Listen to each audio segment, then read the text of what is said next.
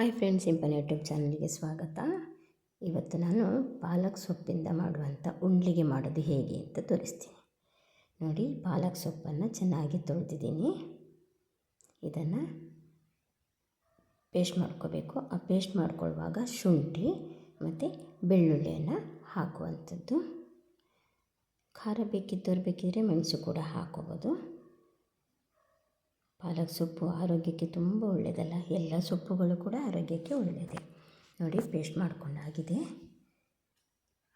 ಈಗ ನೆನೆಸಿಟ್ಟಂಥ ಅಕ್ಕಿ ದೋಸೆ ಥರ ತಿರ್ಕೋಬೇಕು. ದೋಸೆ ಹಿಟ್ಟಿನ ಥರ ತುಂಬ ತೆಳ್ಳಗೆ ಬೇಕಂತ ಇಲ್ಲ. ನೀರು ದೋಸೆಗೆ ತಿರುತ್ತಿಲ್ಲ, ಅದಕ್ಕಿಂತ ಚೂರು ದಪ್ಪ.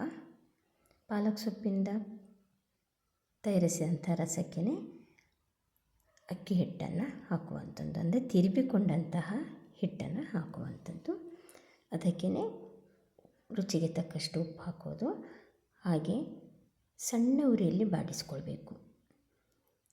ಸಣ್ಣ ಉರಿಯಲ್ಲಿ ಬಾಡಿಸ್ಕೊಳ್ತಾ ಇದ್ದಂಗೆ ಅದು ಗಟ್ಟಿ ಆಗ್ತಾ ಬರುತ್ತೆ. ಬಣ್ಣಕ್ಕೆ ನಾವು ಬೆಲೆ ಕೊಡದೆ ಇದರಲ್ಲಿರುವಂಥ ಸತ್ವಕ್ಕೆ ಬೆಲೆ ಕೊಡಬೇಕು. ಪಾಲಕ್ ಸೊಪ್ಪು ಮಾತ್ರ ಅಲ್ಲ, ಬೇರೆ ಸೊಪ್ಪುಗಳು ಕೂಡ ಮಾಡ್ಬೋದು. ನೋಡಿ, ಸಣ್ಣ ಉರಿಯಲ್ಲಿ ಗೊಟಾಯಿಸಿ ಆಗಿದೆ. ಈಗ ಗಟ್ಟಿ ಆಗ್ತಾಯಿದೆ. ಸಾಕು, ಇದಿಷ್ಟು ಗಟ್ಟಿಯಾಗಿದ್ದು. ಈಗ ಸ್ವಲ್ಪ ಆರಿದ ಮೇಲೆ, ಸ್ವಲ್ಪ ಬಿಸಿ ಇದೆ, ಆರಿದ ಮೇಲೆ ಸಣ್ಣ ಸಣ್ಣ ಉಂಡೆಗಳನ್ನಾಗಿ ಮಾಡುವಂಥದ್ದು. ಸಣ್ಣ ಸಣ್ಣ ಉಂಡೆಗಳನ್ನಾಗಿ ಮಾಡಿ ಹಬೆಯಲ್ಲಿ ಬೇಯಿಸಲಿಕ್ಕೆ ಇರೋದು. ಈ ಉಂಡ್ಲಿಗೆ ಇನ್ನೊಂದು ರೀತಿಯಲ್ಲಿ ಕೂಡ ಮಾಡ್ಬೋದು. ಏನಂದರೆ, ಅಕ್ಕಿ ಹಿಟ್ಟಿಗೆ ಬೆಲ್ಲ ಮತ್ತು ಕಾಯನ್ನು ತಿರುವಿ ಹಾಕಿ ಸಿಹಿ ಕೂಡ ಮಾಡ್ಬೋದು. ನೋಡಿ, ಸಣ್ಣ ಸಣ್ಣ ಉಂಡೆಗಳನ್ನಾಗಿ ಮಾಡಿ ಆಗಿದೆ. ಈಗ ಇಡ್ಲಿ ಪಾತ್ರೆಯಲ್ಲಿ ಇದನ್ನು ಬೇಯಿಸ್ಕೊಳ್ಳೋದು. ಒಂದು 5 ನಿಮಿಷ ಬೇಯಿಸಿದರೆ ಸಾಕು. ಯಾಕಂದರೆ ಇದನ್ನು ಮೊದಲೇ ಗೊಟಾಯಿಸಿ ಆಗಿದೆ ಅಲ್ವಾ, ಅರ್ಧ ಬೆಂದಿರುತ್ತಲ್ವ.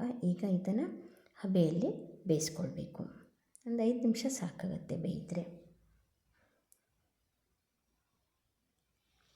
ನೋಡಿ, ಬೆಂದಾಗಿದೆ. ಈಗ ಒಂದು ಬಾಣಲೆಗೆ ಎಣ್ಣೆ ಹಾಕಿ ಒಗ್ಗರಣೆಯನ್ನು ಕೊಡುವ. ಒಗ್ಗರಣೆಗೆ ಸಣ್ಣದಾಗಿ ಈರುಳ್ಳಿಯನ್ನು ಹಚ್ಚಿಕೊಂಡು, ಬೇಕಿದ್ದರೆ ಹಸಿಮೆಣಸು ಸ್ವಲ್ಪ ಜಾಸ್ತಿ ಹಾಕ್ಕೋಬೋದು. ಸಣ್ಣ ಉರಿಯಲ್ಲಿ ಈ ಥರ ಈರುಳ್ಳಿದ್ದು ವಾಸನೆ ಹೋಗೋ ತನಕ, ಅಂದರೆ ಹಸಿ ವಾಸನೆ ಹೋಗೋ ತನಕ ಸಣ್ಣ ಉರಿಯಲ್ಲಿ ಹುರ್ಕೊಳ್ಬೇಕು. ಅದಕ್ಕೆ ಸ್ವಲ್ಪ ಕಾಯಿ ತುರಿ ಹಾಕೋದು ಮತ್ತು ನಿಂಬೆಹಣ್ಣಿನ ರಸ ಚೂರು ಸಾಕಾಗತ್ತೆ. ಹುಳಿ ಅಂಶನೂ ಇರಲಿ ಅಂತ. ಯಾವುದೇ ಪದಾರ್ಥಕ್ಕಾಗಲಿ ಉಪ್ಪು, ಹುಳಿ, ಖಾರ ಎಲ್ಲ ಕರೆಕ್ಟಾಗಿ ಇದ್ದರೆ ರುಚಿಕರವಾಗಿರುತ್ತೆ ಅಲ್ವ. ಹಾಗೆ ಕೊತ್ತಂಬರಿ ಸೊಪ್ಪನ್ನು ಹಚ್ಚಿ ಹಾಕೋದು. ಈಗ ಬೇಯ್ದಿರುವಂತಹ ಪಾಲಕ್ ಸೊಪ್ಪಿನ ಉಂಡ್ಲಿಗೆಯನ್ನು ಒಗ್ಗರಣೆಗೆ ಹಾಕುವಂಥದ್ದು. ಭಾರಿ ಚೆನ್ನಾಗಾಗುತ್ತೆ. ಇದಕ್ಕೆ ಚಟ್ನಿ ಎಲ್ಲ ಬೇಕಂತ ಕೂಡ ಇಲ್ಲ. ತೆಂಗಿನ ತುರಿಯನ್ನು ಮೇಲೆ ಉದುರಿಸೋದು. ಬೇಕಿದ್ದರೆ ಹಾಕೋಬೋದು, ತೆಂಗಿನ ತುರಿ ಹಾಕೋಬೇಕಂತ ಏನಿಲ್ಲ. ನೋಡಿ, ಪಾಲಕ್ ಸೊಪ್ಪಿನ ಉಂಡ್ಲಿಗೆ ತಯಾರಾಗಿದೆ. ತಿಂಡಿಗೆ ತುಂಬ ಚೆನ್ನಾಗಿರುತ್ತೆ. ಹಾಗೆ ಯಾವ ಸೊಪ್ಪಿಂದ ಕೂಡ ಮಾಡ್ಬೋದು. ಸಬ್ಬಸಿಗೆ ಸೊಪ್ಪಿಂದ ಮಾಡ್ಬೋದು, ಕೊತ್ತಂಬರಿ ಸೊಪ್ಪಿಂದ ಮಾಡ್ಬೋದು. ಪಾಲಕ್ ಸೊಪ್ಪು ಆರೋಗ್ಯಕ್ಕೆ ತುಂಬ ಒಳ್ಳೆಯದಲ್ವ.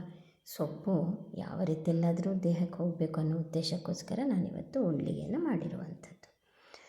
ಬರೀ ಅಕ್ಕಿ ಉಂಡ್ಲಿಗೆ ಕೂಡ ಮಾಡ್ಬೋದು. ನೀವು ಮನೆಯಲ್ಲಿ ಪ್ರಯತ್ನಿಸಿ.